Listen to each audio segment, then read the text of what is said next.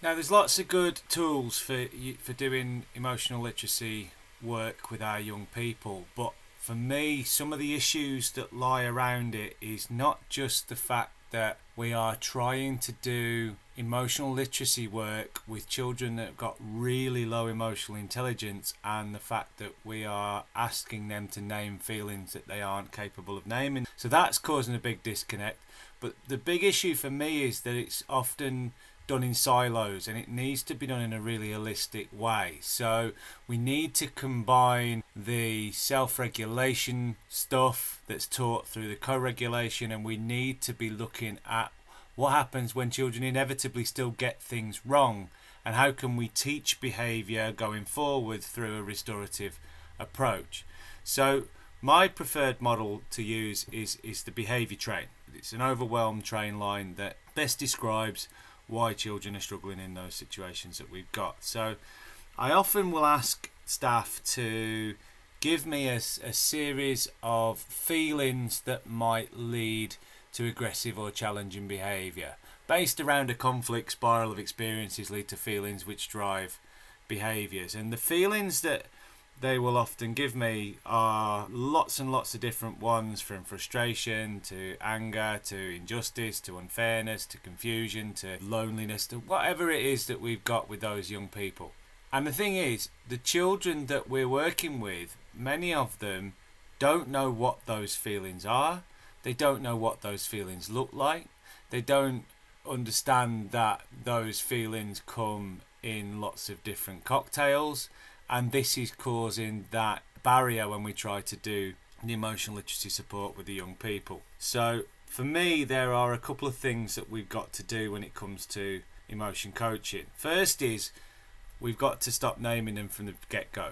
We've got to work at the level of the young person. And if the emotional intelligence is low and they can't name the feelings, then we shouldn't be trying to name the feelings. So we need to be going from a bottom-up approach. So I would much rather ask a young person, rather than how do you feel, I'd rather ask them, what do you feel? What's going on in your body? Are you feeling hot? Have you got a pain? Do you feel sick? Are you sweaty? These are things that children can tell us, and we can then use that to work out what it is that's being felt by the young person at that moment in time. So that would always be my starting point. If I am going to be doing some emotional coaching work with a young person, then I need to meet them where they are. Now, my experience was doing a lot of this work in SEMH, and in SEMH you've got lots of young people who have very poor emotional intelligence for lots and lots of different reasons. But asking them how they feel is often received very poorly. It will often shut down the dialogue. Quite often the response that you would get from a young person in SEMH when you ask them how they feel, response would quite often be bored. I'm not saying that some children can't be bored, but my experience of bored was that was a really good way of shutting down that conversation, because that is an insult to the adult in front of them. Their lesson isn't engaging, that will get them sent out of the class, and then they don't have to talk about their feelings. So again, we've got to be conscious of the bored word for some of our young people, remembering that avoidance is a survival strategy. Now, if we're going to meet the young people where they are, we've got to meet them with the emotions that they know and they recognise. Now, there are two that children get battered with from the moment they walk through the door in education, and they are happy and sad. And we throw happy and sad emojis at those young people from the moment they walk through a school building. So children have got a fair idea of what they look like, although again we're trying to really simplify it for our young people. Now, that's a fair starting point, and if we know happy and sad, then we've got something to build from. Now, the other emotion that your young people will know, or the majority of those young people will know, is anger. And again, it's linked to emojis. We associate it with the colour red, the angry face emoji, the character off Inside Out with the fire coming out of the head. We have those associations when it comes to anger, so the children have got a fair idea of what that looks like. Now, some of the young people, that's all they will have, and we've got to start there, and we've got to try to build from it. Now, my young people And the case I see in lots of schools I go into is there is one other emotion that children are fairly familiar with, and that is frustration. They might not know the name, they might associate it with failure and things like that, but they'll know the body tension, especially in the hands. They'll know the feeling that comes alongside that frustration. If we can help them to name it, then we can then start to do our emotion coaching work, because frustration leads to anger and it results in aggressive or challenging behaviour. Every child I work with has done that journey. Some do it faster than others, and we can't dismiss survival response and things along those lines, but most of our young people, what happens is the feeling builds and it builds and it builds and it overflows. Now, we as adults have all done the journey from frustration to anger. It probably got to aggression. It's probably verbal rather than physical, but we got there. We'll have probably started the journey this week. So why didn't we reach aggressive or challenging behaviour this week when we felt frustrated? If I had a bad day at school, we go home, we feel frustrated, we start to feel a bit agitated, we start to feel a bit snappy, we start to feel a bit, whoa, no, right, I'm going to walk the dog, I'm going to the gym, I'm going to put some music on, I'm opening the wine. Whatever it is that we do, it's because we've learned how to self-regulate. We've learned how to stop ourselves from reaching that natural conclusion, which is aggressive or challenging behaviour. Now, we've learned that over time. We were probably taught that by an adult in our life. We probably at some point were co-regulated by an adult that then taught us how to self-regulate. And so now we don't lose control. Now we recognise the feelings and we know how to stop it. And that's most of the children in the classroom. They've been co-regulated by an adult, they've been taught to do it for themselves, and they know how to get themselves off the train.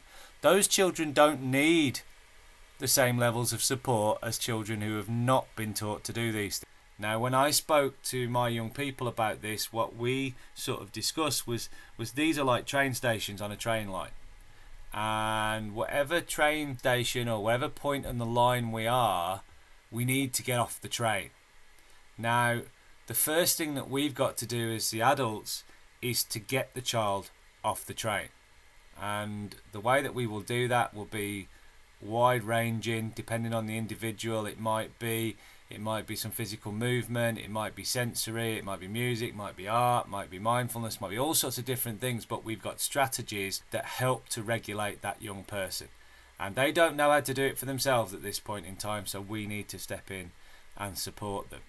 Now, there are lots of other feelings that fall in and around those stations. So if you've got things like injustice or unfairness or embarrassment, or you've got basic needs not being met and you've got a child that's hungry or tired or feels unwell or is even in physical pain, as some of our young people with hypermobility will be, then that's going to have a serious effect on that young person's mood. That's going to have them pretty far down the train line, and they're going to be at the point of anger. And if they're at the point of anger, then it's a very, very short journey from there to aggressive or challenging behaviour. Now, the problem that we often have is that we are advised in our initial teacher training and things like that to ignore low-level behaviour. And so we ignore the early warning signs for these young people, and then we intervene on the verge of the behaviour. So that is, we have an angry child on the verge of aggressive behaviour, and now we step in. And we step in and we try to get them off the train. But the problem is, it's so far gone, we've got no frontal cortex engagement whatsoever. We've lost logic, we've lost rational thinking, we've lost any ability to retain information, and most importantly, we've lost language.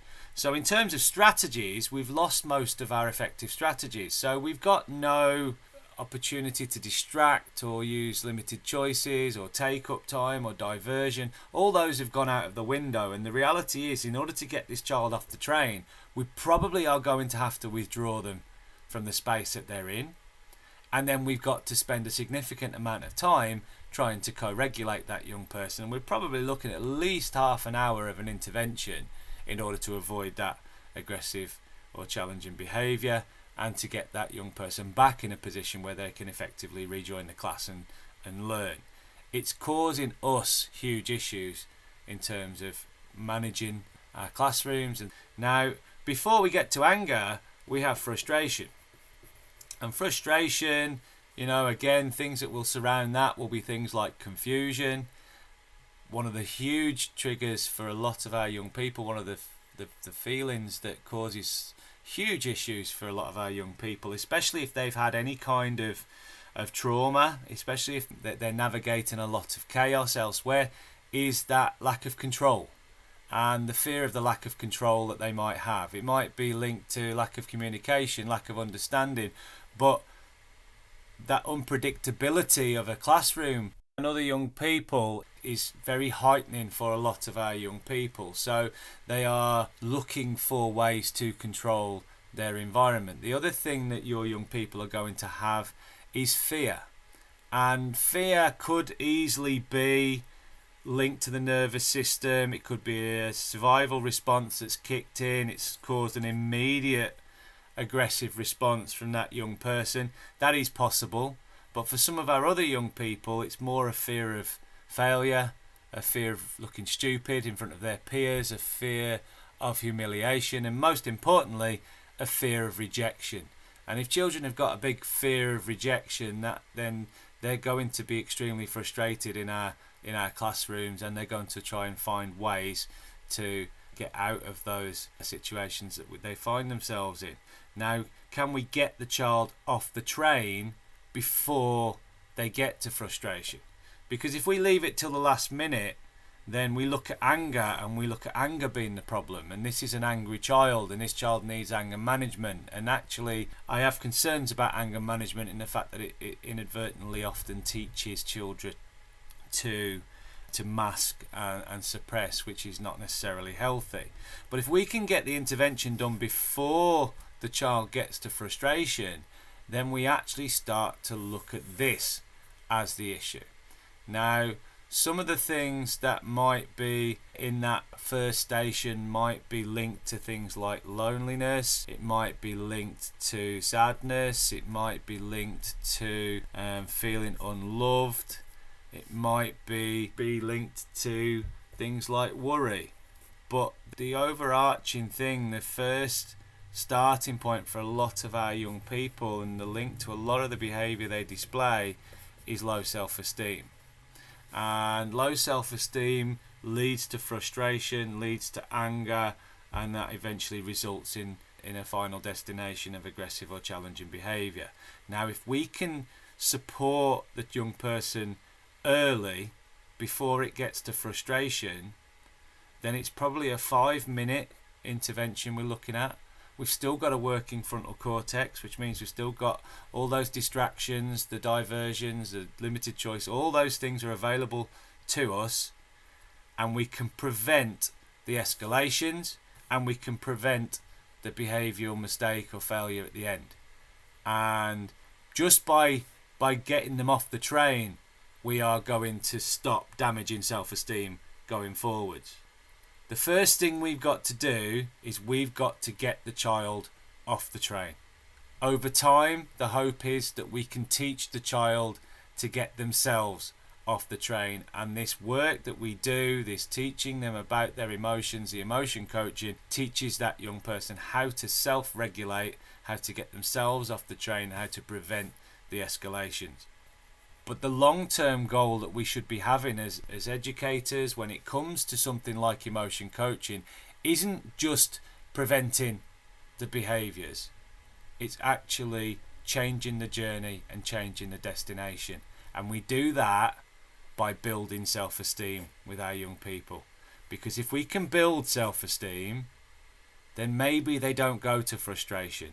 Maybe they go to something like belonging.